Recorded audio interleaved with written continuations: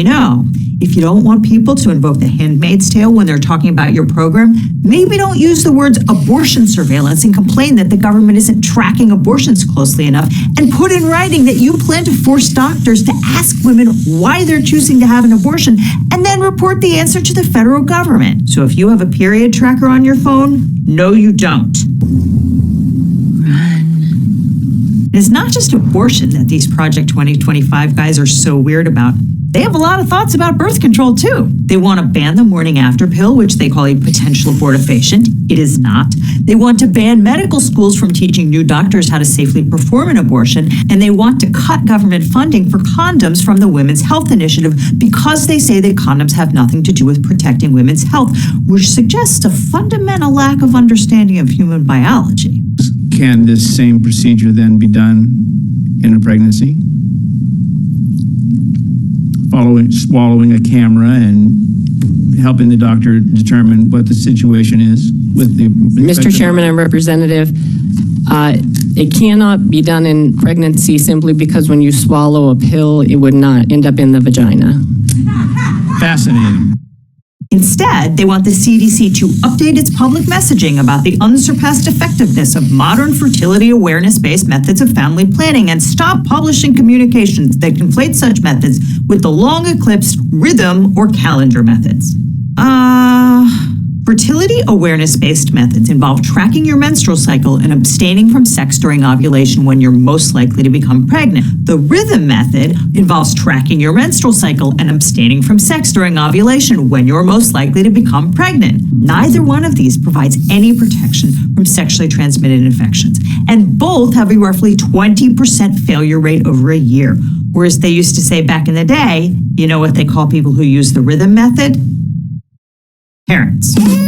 Birth control pills, IUDs, and even condoms are more than 98% effective at preventing pregnancy. So when Project 2025 talks about the unsurpassed effectiveness of so-called natural family planning, they're maybe leaving out one or two relevant data points.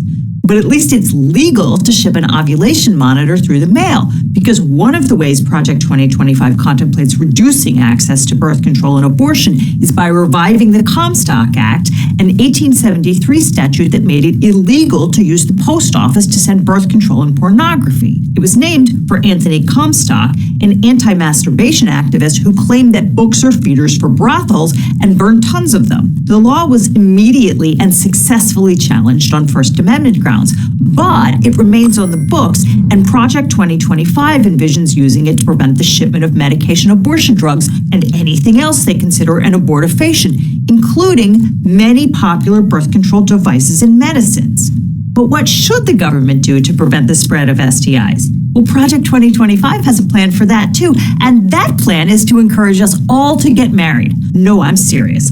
Their plan to stop gonorrhea is to focus on strengthening marriage and sexual risk avoidance.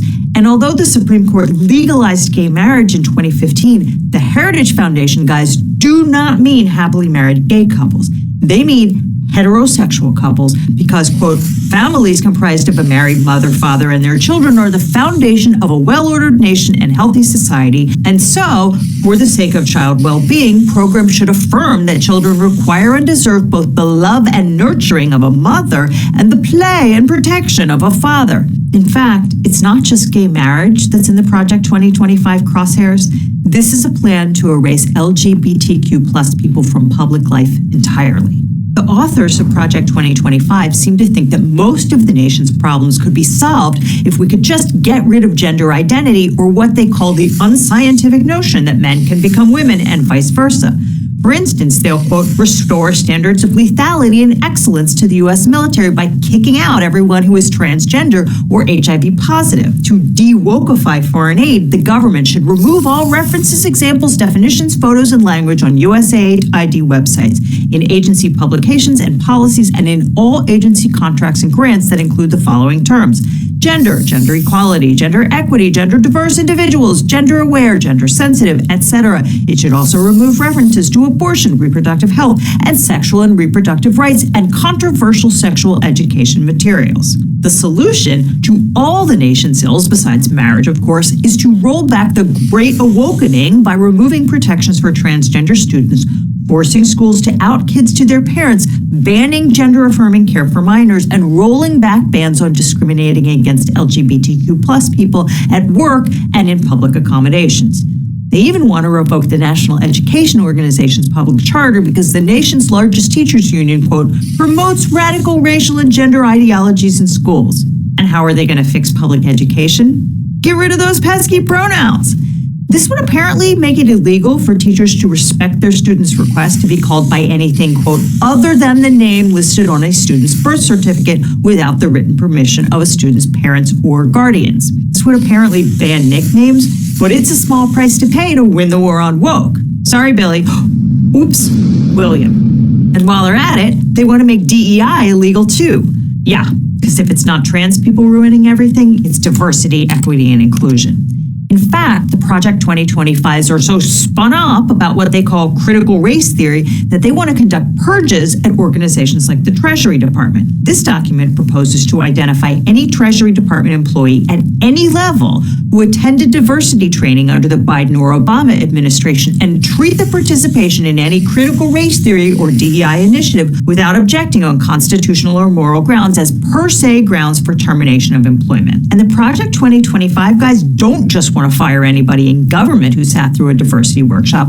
They want the Justice Department to, quote, use the full force of federal prosecutorial resources to investigate and prosecute all state and local governments, institutions of higher education, corporations, and any other private employers who are engaged in discrimination in violation of constitutional and legal requirements, by which they mean they want to prosecute employers they believe are making too many diversity hires. And if that happens to have the chilling effect of discouraging companies from hiring people who are not white men, well, they're good with it.